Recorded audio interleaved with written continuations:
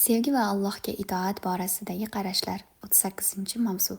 Musulmon oilaning havosini Alloh taologa itoat etmoqla to'ldirmoq eng go'zal va mukammal holatdir.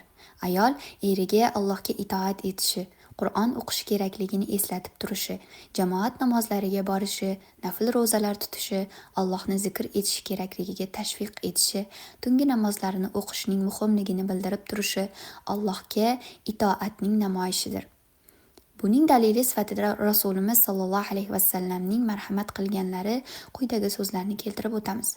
Alloh taolo tunda turib namoz o'qigan va juftini ham uyg'otgan, jufti uyg'onmasa yuziga suv sepib uyg'otgan odamga rahm qilsin. Alloh taolo tunda uyg'onib namoz o'qigan va erini ham uyg'otgan, eri uyg'onmasa yuziga suv sepib uyg'otgan xotinga rahm qilsin. Abu Dovud Sunan, Nasai Sunan, Ibn Hibban Sahih. Bir ayoldan kutilgan narsa erini faqat farz namozlar haqida ogohlantirishi, chaqirishigina emasdir. Aksincha, nafl ibodatlarga ham erini targ'ib qilishi kerak bo'ladi.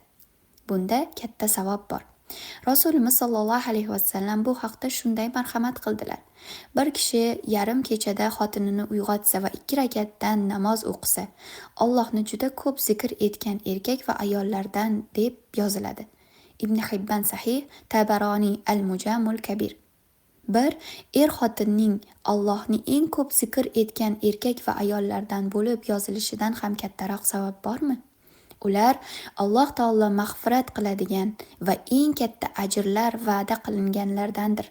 Bir uyda Allohga itoat havosi to'lganida xotinlar o'zaro sevgi va mehrga ega bo'ladilar.